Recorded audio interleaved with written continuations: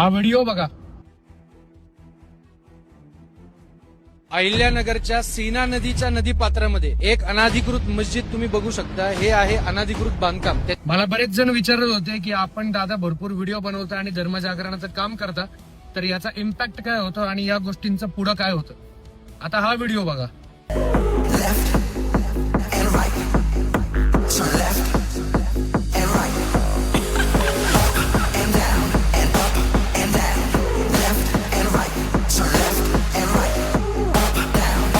आज खऱ्या अर्थाने संविधानाचा विजय झालेला आहे.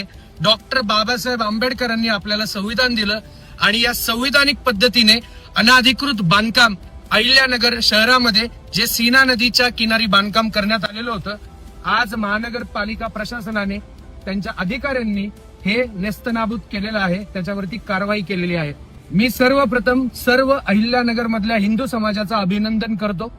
संग्राम भैया जगताप दमदार आमदार यांचं सुद्धा अभिनंदन करतो की आपण खूप पाठपुरावा यासाठी घेतला आणि महाराष्ट्र शासन असू दे, प्रशासन असू दे आणि ते सर्व अधिकारी जे कार्यक्षम पद्धतीने ज्यांनी याचा पाठपुरावा घेतला आणि खऱ्या अर्थाने आज सत्याचा विजय झालेला आहे असत्यावरती, न्यायाचा विजय झालेला आहे अन्यायावरती.